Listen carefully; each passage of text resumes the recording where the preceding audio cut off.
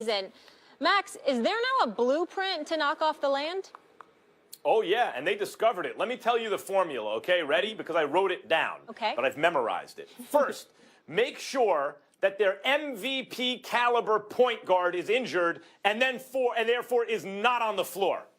Then you have to acquire a 7-foot freak of nature with the work ethic to become one of the very best players in the world before he's 23 years old and is an all-world two-way player with a wingspan even more impressive than his height.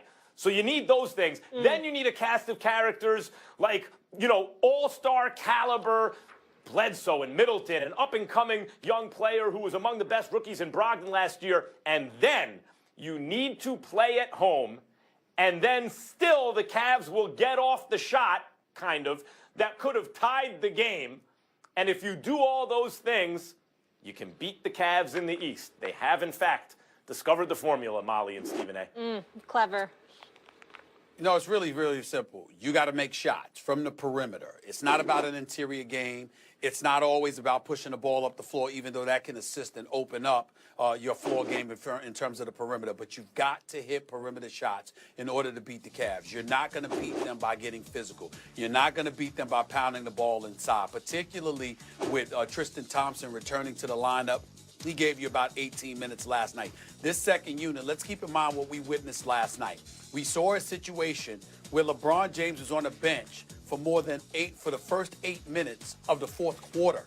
Why? Because the second unit, led by Dwayne Wade, you still had Kyle Korver up in there, a Tristan Thompson, a Jeff Green, Jamie Crowder. They brought the Cleveland Cavaliers back from a 20-point deficit. So Cleveland defends better. Okay, but they have their lapses. But they defend better. They have depth. 3-point wise, is it going to continue? No, it's not. Kyle Korver, J.R. Smith, Jamie Crowder combined to shoot 0 for 11 from 3-point range. That's not going to happen as the season progresses. You're going to get better 3-point shooting from the Cleveland Cavaliers, particularly from those guys as the season progresses. So you know they're going to score.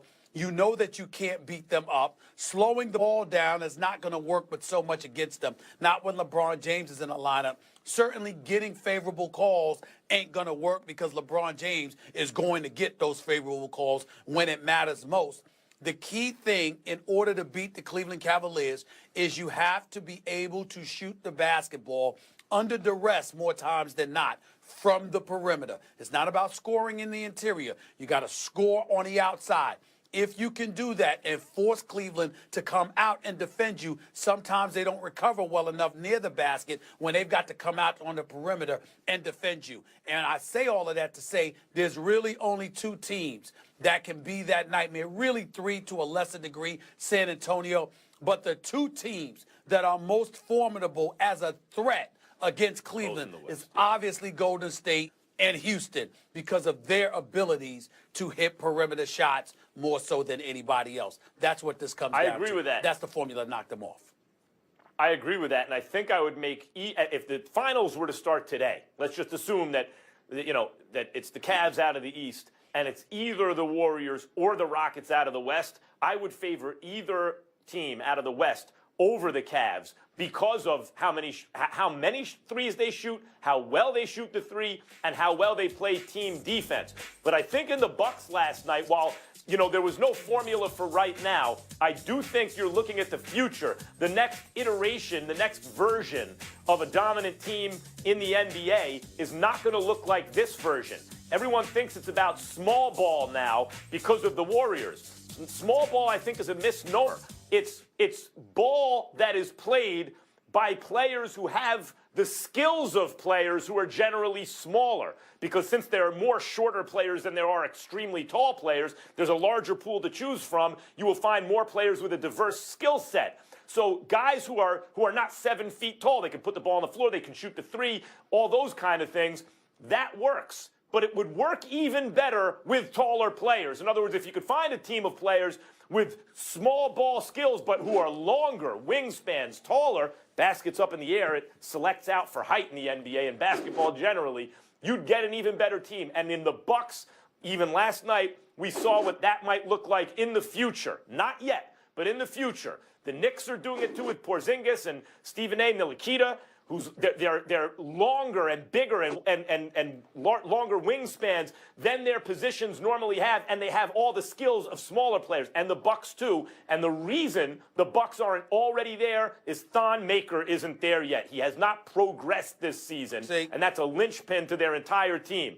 But you are looking at the future in the Bucks. That's the way the league is going to go. That's not true in terms of the Bucks, and I'll tell you why in a second. But this is why I get on you by calling you Captain Obvious. So let me get this straight. It's breaking news in the world of Max Kellerman that if you're taller but you have small ball type skills, that makes you more formidable in today's NBA. I mean, my God, it's such a shock. It's such a shock that somebody that's 6'11" or 7 feet but has guard-like skills is better for today's NBA. I mean, stop the presses, Max. That's breaking news. Stop the presses. Who the hell didn't know that? Here's the deal about Milwaukee. Let me ask you I will tell you this. Everyone knows that is all I'm trying to say. Of course you're right, but everybody knows that. It's like, Max, let me ask you something. When people say what small ball, 7-footer with guard skills? What 7-footer with guard skills wouldn't be better in today's NBA? Who in God's name does not know that?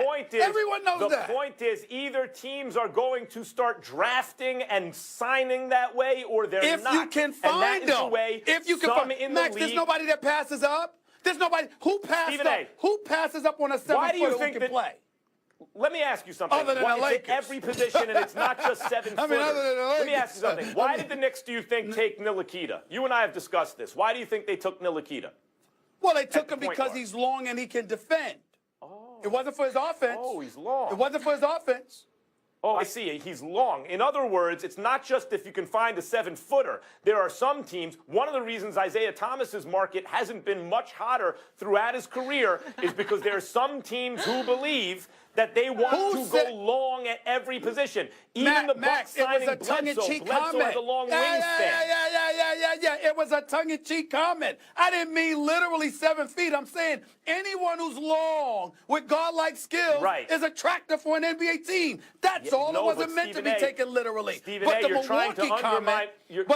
But the Milwaukee comment where I think you're missing the boat is, look, the problem with the Greek Freak, for example, is his perimeter shooting. There's nothing else missing. But you got to be able to hit perimeter shots. Look at Eric Bledsoe last night. He drops 26. He's tough as nails. He defends. He's a miniature guard, but he can score from inside or out because he can finish at the basket because he's so strong, but he can also shoot from the perimeter. But that's not ideal. So when you say a team, you're looking to be the Milwaukee. When you say, hold on, I'm not finished, Max. When you sit up there and say that teams are trying to build like Milwaukee, I refute that. I don't believe that. Because I don't think that you want a bunch of guys that can't shoot. Stop the press, everyone. Stop the press. Captain Obvious, Stephen A. Smith, just made the point that apparently is big news in his world. Stop me if you've heard this rap before moments ago. Oh, Stephen A., do you mean to tell me if you take a great player like the Greek Freak and add a great perimeter shot, he'd be even better? You don't say. Same thing with Ben Simmons, and yet neither one of them is going to need that to be a dominant player. Okay, that's not what I said. We got to go to break. I only addressed this point. He brought up teams that are trying to build like Milwaukee. They're the team of the future. I say no to that. In the sense that they're trying to get longer, and the distinction I made is that when people throw around the term small ball, many seem to feel, I watched broadcasts too, listen to pundits, Stephen A., many seem to feel that when you go shorter, you're doing something because they have those kind of skills. There are teams now who are focusing on taller, they are focusing on, they're scouting, etc. They're looking for those same skills in longer players at every position. Guys, I know you want to talk about other things today, so we got to go to break. So much for 'tis the season to be jolly. You too. Extra entertaining today, I will tell you that. Still to come, rapper